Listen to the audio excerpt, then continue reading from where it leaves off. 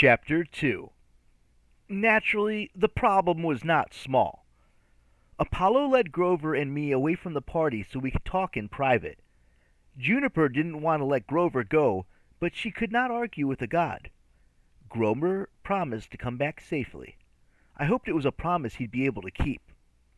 When we got to the edge of the woods, Apollo faced us. "Allow me to introduce the Shirisei Celidones." The god snapped his fingers. More steam erupted from the ground, and 3 golden women appeared in front of us. When I say golden, I mean they were literally gold. Their metallic skin glittered. Their sleeveless gowns were made from enough gilded fabric to finance a bailout. Their golden hair was braided and piled on top of their heads in a sort of classical beehive hairdo. They were uniformly beautiful and uniformly terrifying. I'd seen living statues, automatons, many times before. Beautiful or not, they almost always tried to kill me. I took a step back. What did you say these were? The Chrissy Kelly or something? Chrissy Celidones, Apollo said. Golden singers. They're like my backup band. I glanced at Grover, wondering if this was some kind of joke. Grover was not laughing. His mouth hung open in amazement, as if the golden ladies were the largest, tastiest aluminum cans he'd ever seen. I didn't think they were real. Apollo smiled. Well, it's been a few centuries since I brought them out. If they perform too often, their novelty wears off. They used to live at my temple in Delphi. Man, they could rock that place.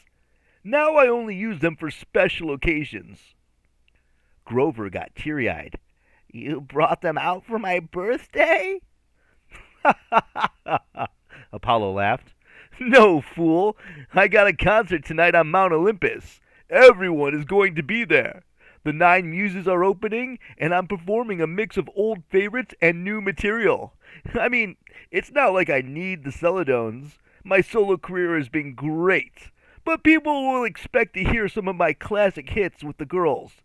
Daphne on My Mind, Stairway to Olympus, Sweet Home Atlantis. It's going to be awesome. I tried not to look nauseous.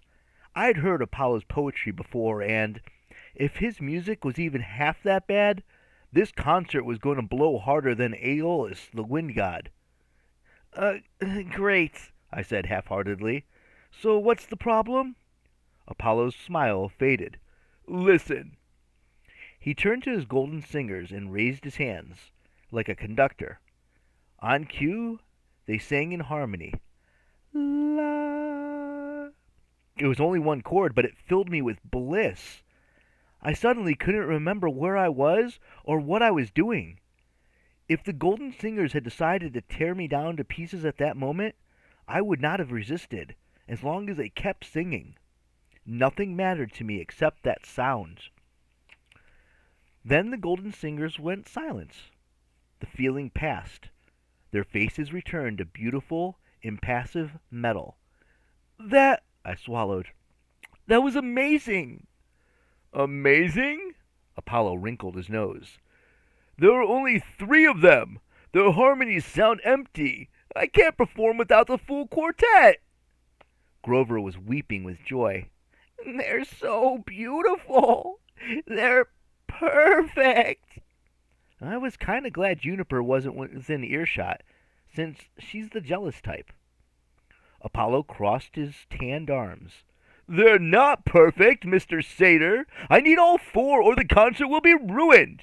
Unfortunately, my 4th Celadon went rogue this morning. I can't find her anywhere. I looked at the 3 golden automatons staring at Apollo, quietly waiting for orders. How does a backup singer go rogue?